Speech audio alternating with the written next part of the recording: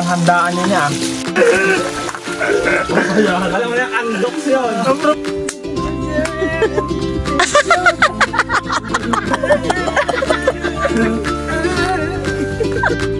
At ngayon ay lakad na naman kami para sa panibagong adventures ng Neneng Camp. Let's go!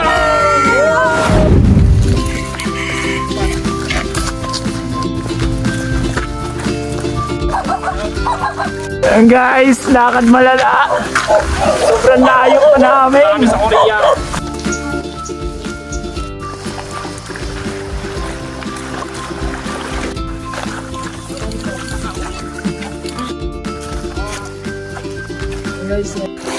So yun, nandito kami ngayon. Ito yung daan ng papunta dun sa aming destination. Ang lugar na tinatawag na Kapinyahan kasi noon marami dong pan yung pineapple juice.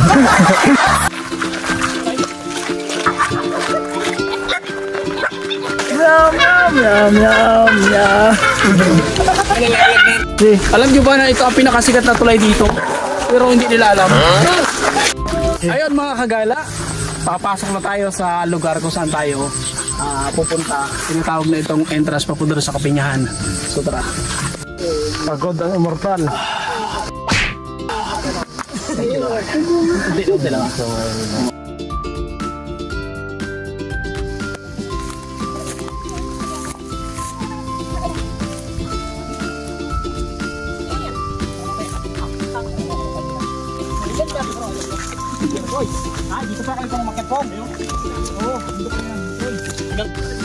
Medyo may kalayuan talaga yung lugar pero excited na kami makarating at maghahanap kami doon ng perfect spot para pagkampingan namin ngayong gabi.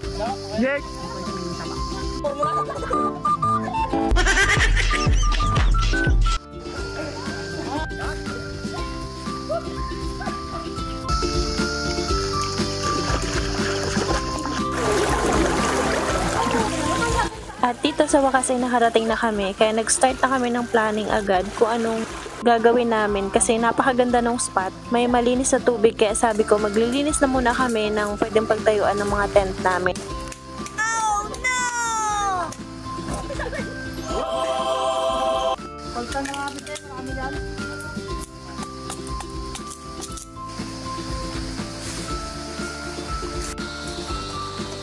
Dito na rin kami kumuha ng tubig sa may sapa kasi malinis naman. Grabe, napaka-solid nung spot na napuntahan namin dito. Tingnan nyo.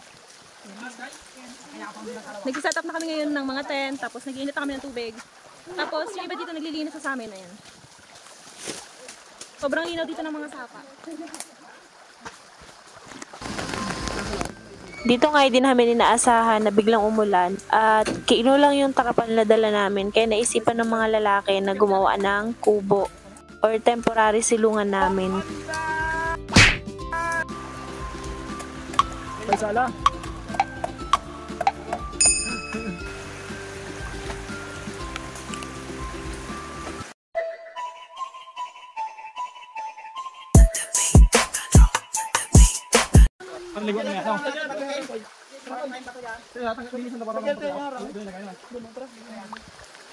Ano?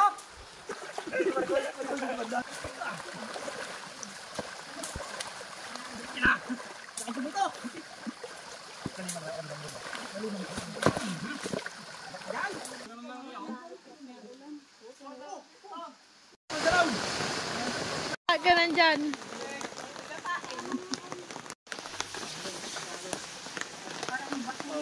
Saan yung pintuan dyan? James.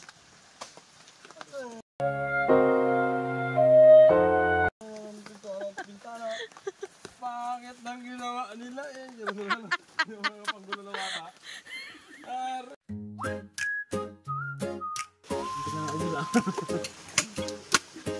Ano masasabi ninyo sir sa ginawa nating lamesa? Ay, kainamang galing.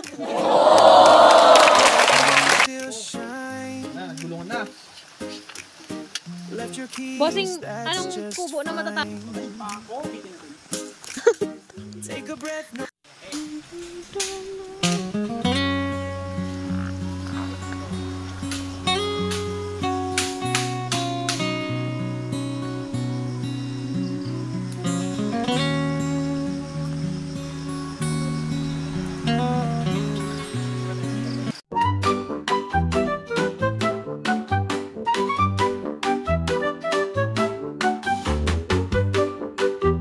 Aga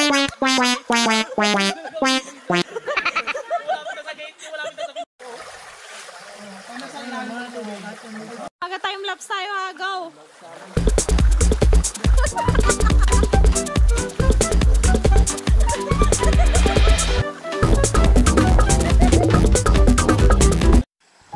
Habang binibidyohan ko ngayong lugar, hindi ako makapaniwala na meron pa palang mga ganito kagagandang place dito sa amin. Malinis yung sapa, sobrang tahimik at kami lang talaga yung tao dito. Kaya wala kami ibang ginawa kundi magtawanan, magkwentuhan, at maglaro na parang mga bata. Ang sarap lang sa pakiramdam na pamilya mo yung kasama mo sa ganito.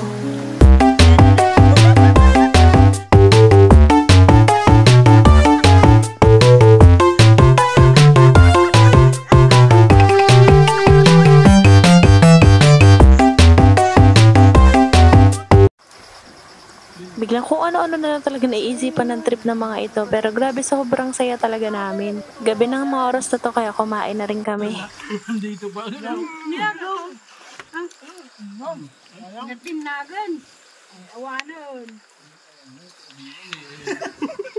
Ito James, oh!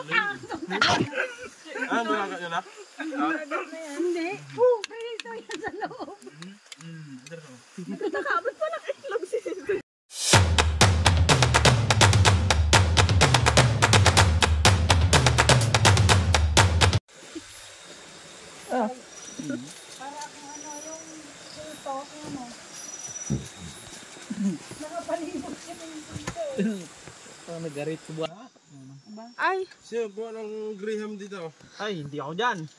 Kaya ako nung mainit sa tubig. Yeah.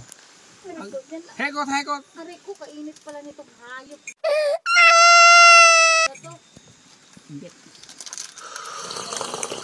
Yung iba na mamahinga na nga dito.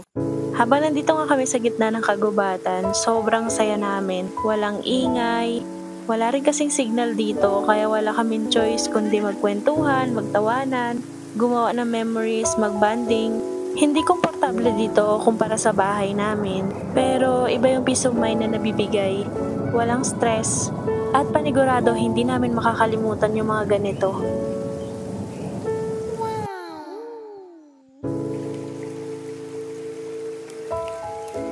Palagi rin kaming busy, pero pag nandito kami sa nature, kalmado lang, payapa lang, at para kami nag-reset ng panibago. Dinodocument ko lang at sinashare ko sa inyo para pagdating ng araw, meron din kaming mapanood.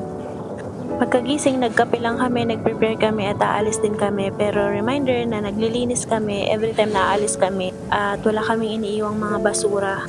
Kapag meron tayong kakaibang saya kapag kasama natin ang nature, siguro dapat lang na mas ingatan natin sila. O siya, hanggang dito na lang ulit. See you on our next video!